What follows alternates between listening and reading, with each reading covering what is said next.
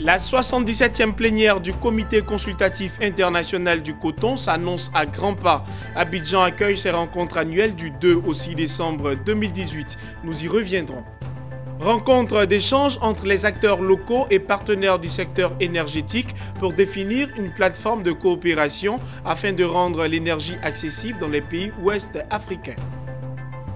Et puis la première édition des Journées nationales des acteurs du cinéma et de l'audiovisuel a ouvert ses portes ce jeudi à Abidjan. Le but de ces rencontres est de trouver des stratégies pour mieux organiser la corporation. À toutes et à tous, bienvenue mesdames et messieurs. Abidjan accueille du 2 au 6 décembre prochain la 77e plénière du Comité consultatif international du coton.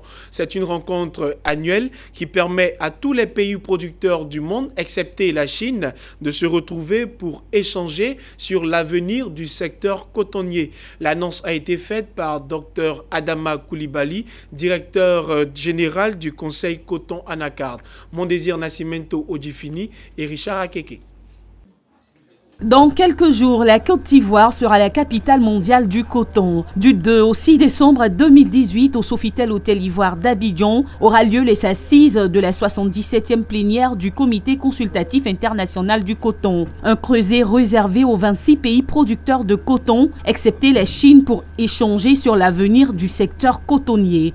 Il s'agit de la 77e plénière du Comité consultatif international du coton, qui va donc se réunir pour la première fois à Abidjan en Côte d'Ivoire depuis la création de cette organisation en 1939. Le nom 77e plénière traduit que ça va donc être la 77e réunion annuelle que cette organisation fait. Et nous n'avions jamais eu le bonheur d'accueillir cette organisation en terre ivoirienne. La semaine prochaine, ce sera chose faite et nous allons être le centre de tous les intérêts du monde du coton. Après la 76e session tenue en Ouzbékistan pendant 4 jours à Abidjan, les débats se feront autour du thème « Défi coton, solutions durables ». Il y a quelques décennies, j'allais dire, quand on disait 100% coton, alors ça attirait tous les clients. Aujourd'hui, ce n'est plus gagné. Et donc, dans ce contexte, quels sont les défis liés à la commercialisation de la fibre de coton et comment donner donc de la durabilité à cette activité? Voilà tous les jeux, tout l'enjeu de cette 77e plénière. La Côte d'Ivoire, terre fertile pour l'agriculture, ambitionne de se donner une place de choix sur la scène internationale avec l'organisation de la 77e Assise mondiale des pays producteurs de coton. Le CCIC, Conseil consultatif international du coton, est créé en 1939. Il compte à ce jour 29 pays membres actifs. Environ 400 délégués producteurs sont attendus au cours de cette rencontre annuelle en terre ivoirienne. En attendant les conférences des 14 et du 15 février 2019 sur les stratégies pour débloquer l'investissement et doter l'Ouest africain en énergie accessible, une rencontre d'échange a eu lieu à Abidjan Plateau. Les acteurs locaux et partenaires du secteur énergétique ont défini la plateforme de coopération pour surmonter les défis de financement. Reportage de Lucien Sbokwa et Charles Kouakou, commenté par Ariane Touré. Cette rencontre est pour préparer la conférence qui aura lieu à Abidjan. Les 14 et 15 février 2019 aura lieu en Côte d'Ivoire une conférence sur les stratégies de déblocage de l'investissement pour changer le paysage énergétique de l'Afrique de l'Ouest. Ce rendez-vous regroupera 300 délégués de 30 pays qui réfléchiront sur plusieurs thématiques en 6 sessions. Il sera aussi question de coopération régionale liée à la fourniture d'électricité, des opportunités et des défis technologiques englobant la réglementation ouest-africaine. L'on exposerait également les stratégies de l'énergie durable pour tous.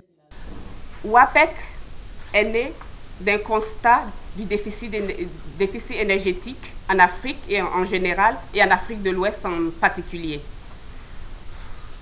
Ceci est de temps plus intolérable que la volonté des gouvernements est clairement définie de mettre tout en œuvre pour augmenter l'accès des populations à l'énergie et accompagner les industries dans leurs besoins. Ça va être une plateforme qui mettra en face les acteurs des différents secteurs des pays avec les partenaires qu'on appelle les PTF, les partenaires techniques et financiers qui, donc, d'un côté, les techniciens vont nous apporter les solutions techniques nouvelles pour que nos secteurs avancent au plan technique et de l'autre côté, les investisseurs qui vont certainement nous mettre à disposition des ressources, donc aux conditions qu'on va convenir ensemble. L'agenda de l'énergie est inscrit comme les plus hautes priorités de nos organisations communautaires. Qu'il s'agisse de la BAD, la Banque africaine de développement, qui a comme pour pilier d'électrifier et d'éclairer l'Afrique, ou de la CEDEAO, qui a plusieurs initiatives pour faciliter l'accès à l'énergie aux populations. 52% des populations ouest-africaines ont accès à l'électricité. Beaucoup de défis sont à relever, d'où négocier des financements à divers niveaux. L'initiative des 14 et 15 février 2019 de la Conférence des énergies en Afrique de l'Ouest vise la promotion du secteur de l'industrie de l'énergie à tous les niveaux et accessible à moindre coût. En prélude à l'organisation de la 9e conférence de l'Association africaine de l'évaluation AFREA, prévue pour mars 2019, le réseau ivoirien de suivi et d'évaluation s'active. Au cours de la première édition des matinales ivoiriennes d'évaluation, les acteurs ont réfléchi sur les mécanismes pour une bonne organisation de l'AFREA en Côte d'Ivoire. Reportage de Corona Sekongo et Charles Kwaku. Dans un cadre qui se prête à l'échange, les acteurs du réseau ivoirien de suivi et d'évaluation RIS se sont retrouvés pour statuer sur les mécanismes pour une bonne organisation de la 9e conférence de l'Association africaine de l'évaluation AFREA. L'organisation de cette édition revient à la Côte d'Ivoire. Grâce au partenariat entre la Côte d'Ivoire, la Banque africaine de développement et le RIS, nous avons décidé d'organiser la conférence AFREA ici et nous sommes sûrs que ça sera un succès. On est à pied d'eux pour faire en sorte que cette 9e conférence-là soit une réussite totale et que ce soit une fierté pour la Côte d'Ivoire. Parce que si d'autres pays ont organisé les conférences de l'AFREA avant nous avec succès, il n'est pas question que nous échouions. Voilà, il y va, j'aurais dit, de l'image de la Côte d'Ivoire que nous défendons tous.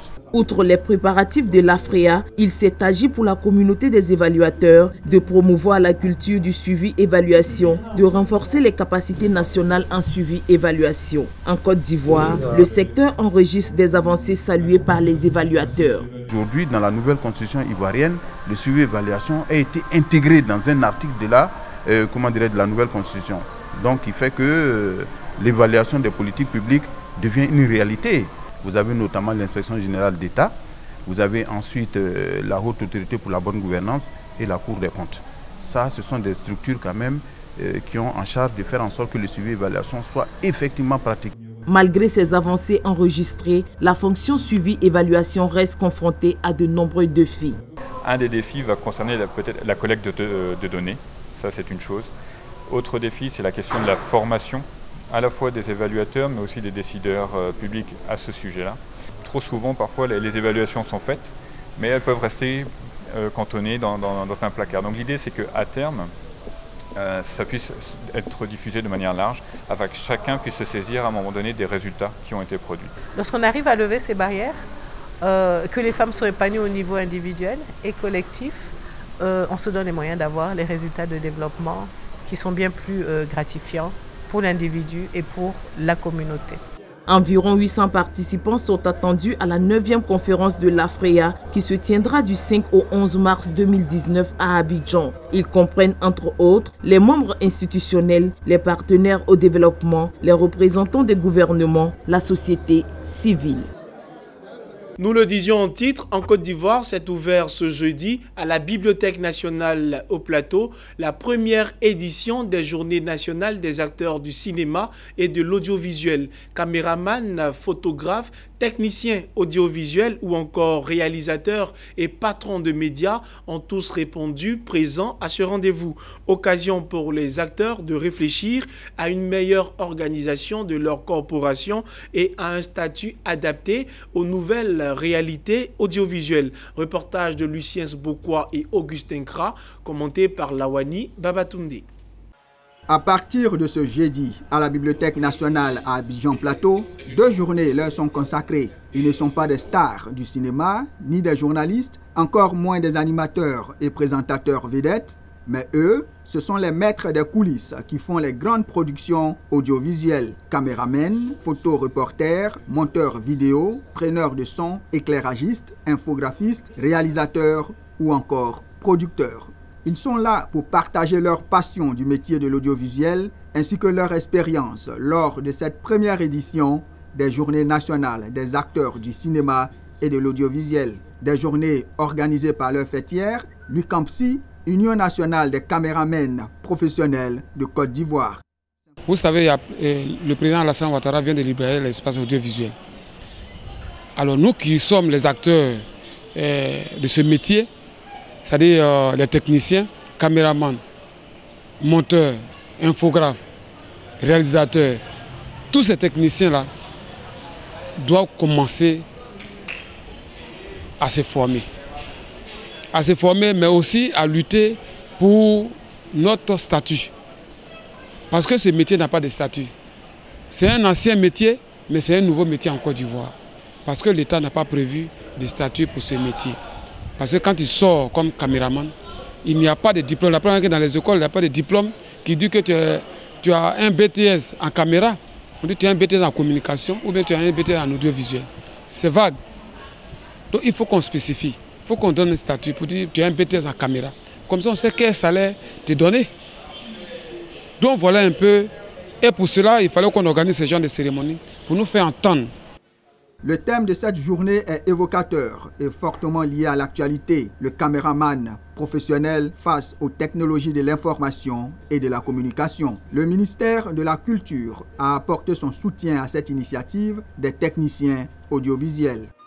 Le ministère a donc mission du gouvernement d'organiser le secteur et de permettre aux opérateurs privés, aux acteurs privés, véritablement de vivre de leur art, mais également d'assurer la promotion du pays à travers la pratique de leur art.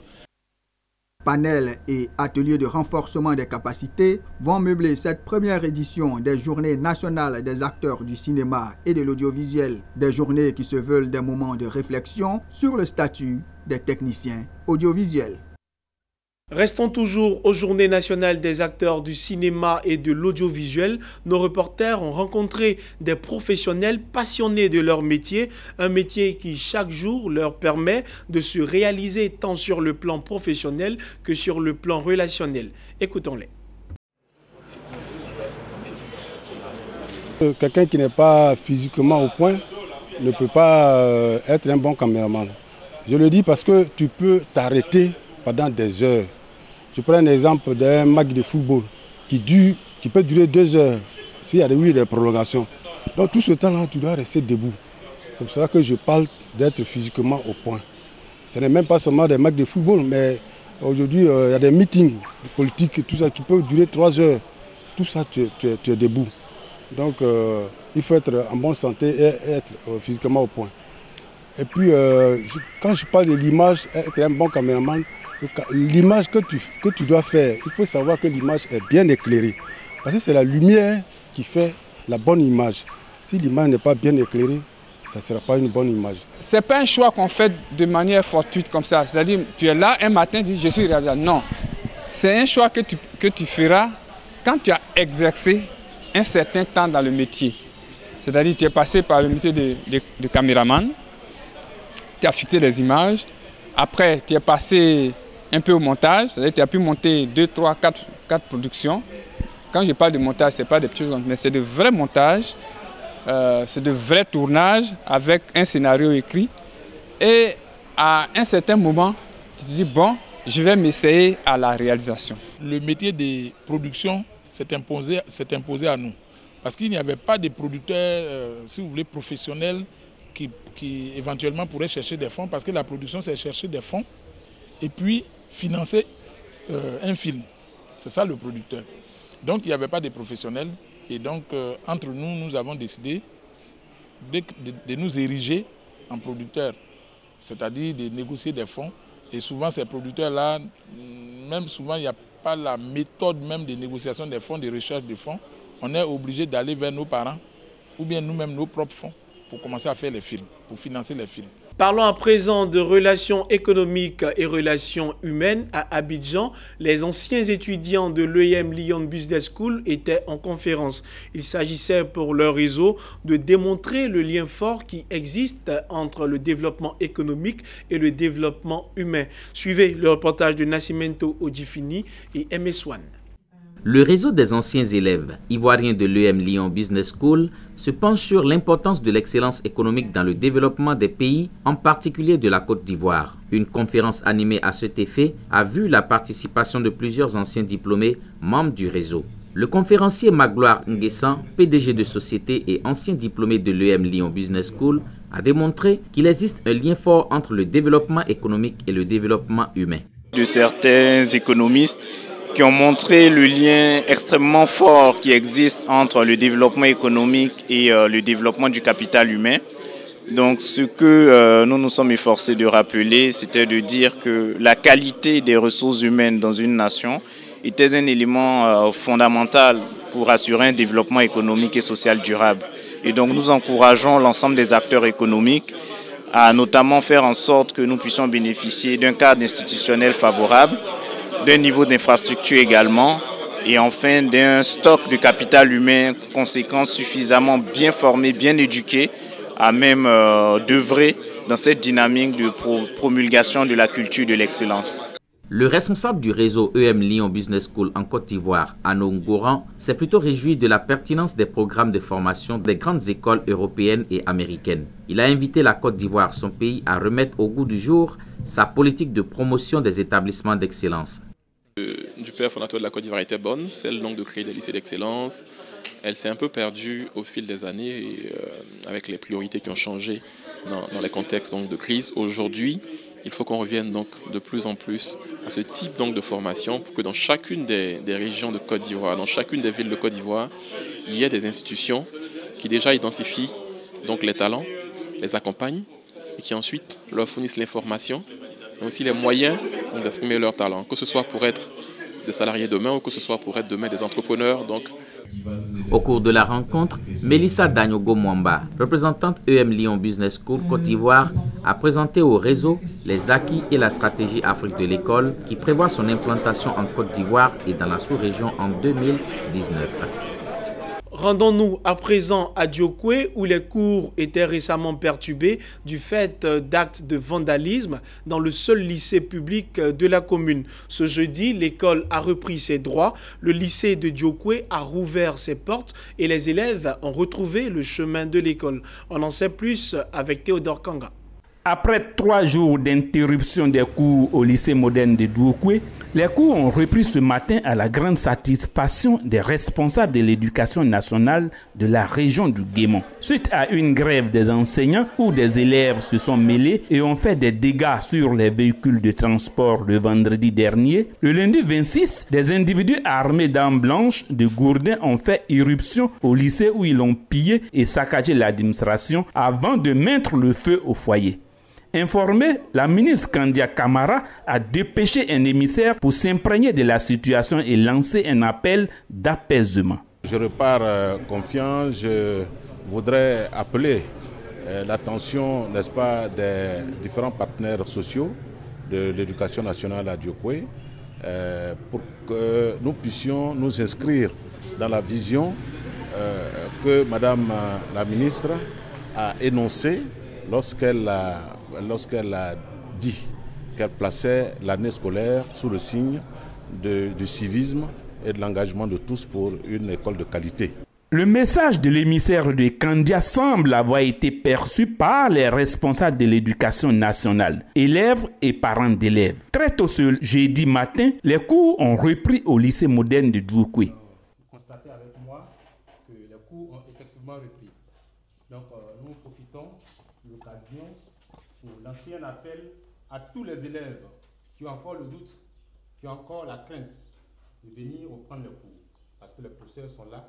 Et tout le monde est disponible. Au cours de cette réunion, le préfet de la région du Guémon, préfet du département de Dououkoué, Sori Sangaré, a fustigé le comportement des syndicalistes, des transporteurs, élèves et parents d'élèves ainsi que des enseignants, car les jugeant tous coupables dans cette perturbation de l'école, il les a invités à adopter un comportement de paix et de cohésion sociale. Terminons en images, le Royaume-Uni devrait investir $1 milliard d'ici les 4 prochaines années dans l'économie nigériane. L'économie déjà active dans le pays ouest africain avec près de $400 millions d'investissements cumulés. Le nouveau fonds devrait servir à financer des entreprises sous forme d'injection de capitaux ou de dettes. Alors que le Royaume-Uni se prépare à sortir de l'Union européenne, ce plan d'investissement vient confirmer l'intention du gouvernement de Theresa May de faire de Londres le plus grand investisseur du G7 sur le continent africain d'ici 2022. Merci de nous avoir suivis et l'information continue sur Business 24 Africa.